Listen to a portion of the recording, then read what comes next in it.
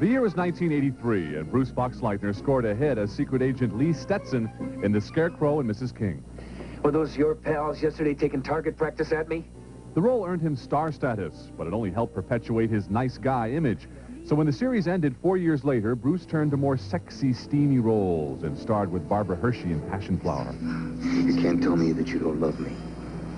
You can't tell me that. No, you're right. I can't tell you that. The role made him a sex symbol and helped Bruce land a modeling job as the Estee Lauder man.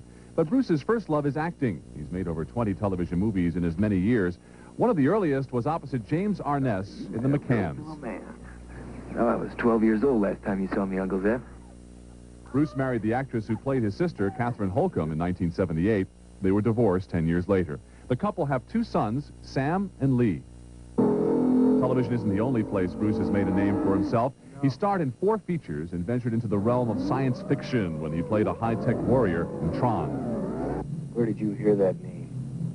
But the roles that really allow Bruce to live out his childhood fantasies are when he's playing cowboy. He's played everyone from Wyatt Earp to a cheat and poker player in The Gambler. Imagine them accusing me of cheating.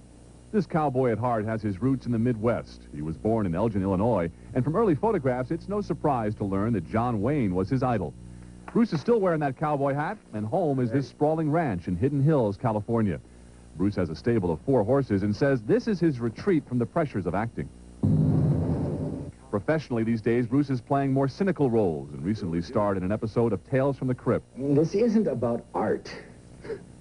It's about commerce. One-on-one correspondent Jill Rappaport spoke with Bruce about the image that has dogged him throughout his career. When you started out, whether you liked it or not, you kind of were a sex symbol. Women immediately knew who you were. Mm-hmm. You don't like that image. It's not that I don't like it. It's all part of it, you know. There's nothing could be a detriment to you, you know. Good looking and nice. Yeah. They think you're dumb or something. Isn't that what always happens with women in this business? You know, the cliche of the Marilyn Monroe, the pretty woman, but does she have any brains? Well, you know, that happens with guys, too. I think more so now, the young hunks. We're not in hunkdom anymore. Because that always has to be young. This is a hard business to get older in. You're certainly not over the hill. No. I don't want to say that. I mean, my God. I'm just saying that you have your time in the sun, so to speak. And I'm not saying I left it. I mean, it's some old fuddy-duddy, but I mean, it's... I think there's always an emphasis on new, and I'm not new anymore. Well, you have quite an incredible lifestyle. Mm-hmm. It's like being in the Ponderosa here. It is. I think out here there's so many opportunities for so many different lifestyles. Mm-hmm. And I think that's always been the promise of California, even back since the pioneer days. It was a land of opportunity. It's a place you can live your fantasies, you know? And I've done it, you know? Is it your fantasy to be a cowboy? I would have loved to have been in this industry 40-some years ago when they were still doing those things.